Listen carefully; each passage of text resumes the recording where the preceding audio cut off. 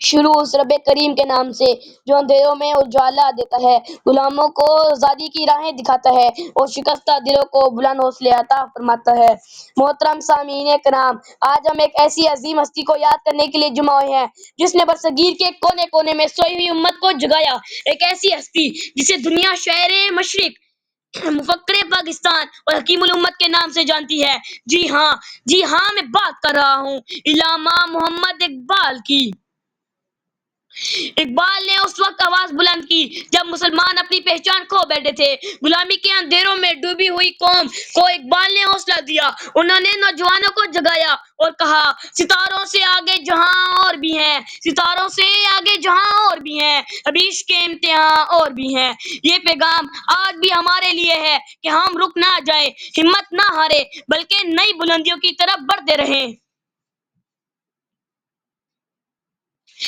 اقبال کی سب سے بڑی تعلیم خود ہی تھی۔ انہوں نے ہمیں بتایا کہ اگر قوم اپنی پہچان بھول جائے تو دنیا اس پر حکمرانی کرتی ہے، لیکن جو قوم اپنی خودی کو پہچان لے اسے کوئی طاقت غلام نہیں بنا سکتی۔ اقبال نے کہا، خودی کو کر بلند اتنا کہ ہر تقدیر سے پہلے، خودی کو کر بلند اتنا کہ ہر تقدیر سے پہلے خدا بندے سے پوچھے گا خدا تیری رضا کیا ہے۔ یہ اشعار ہمیں یاد دلاتا ہے کہ ہمیں اپنی خودی کو بلند کرنا ہے، اپنی محنت، علم اور ایمان کے ذریعے دنیا میں مثال قائم کرنی ہے۔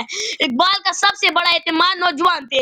وہ جانتے تھے کہ مستقبل نوجوانوں کے ہاتھ میں ہے، اسی لیے انہوں نے کہا، تو شاہین ہے پرواز ہے کام تیرا، تو شاہین ہے پرواز ہے کام تیرا، تیرے سامنے آسماں اور بھی ہیں۔ یعنی نوجوانوں باز کی طرح غیرت مند، بلند پرواز اور آزاد مزاج ہوں، جو چھوٹے چھوٹے خوابوں میں قید نہ رہیں۔ محترم حاضرین، اقبال کا سب سے بڑا کارنامہ پاکستان کا تصور دینا تھا۔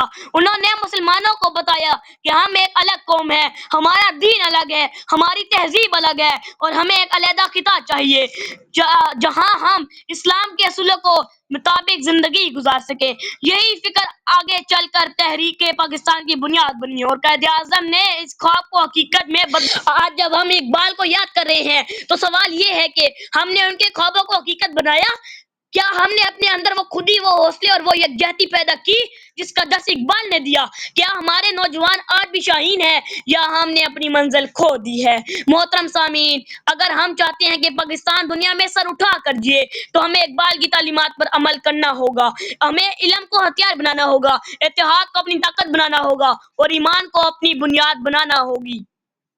افراد کے ہاتھوں میں ہے اقوام کی تقدیر، افراد کے ہاتھوں میں ہے اقوام کی تقدیر، ہر فرد ہے ملت کے مقدر کا ستارہ۔ لہٰذا اگر ہر فرد اپنی ذمہ داری سمجھے، اپنی خودی پہچانے اور اپنی طاقت پر یقین رکھے تو کوئی طاقت پاکستان کو ترقی سے نہیں روک سکتی۔ آخر میں دعا ہے کہ اللہ تعالیٰ ہمیں اقبال کے خواب کا سچا وارث بنائے، پاکستان کو ترقی اور خوشحالی عطا کرے اور ہمیں اسلام کے پرچم کو بلند کرنے کی توفیق عطا فرمائے۔ شکریہ۔ پاکستان زندہ باد۔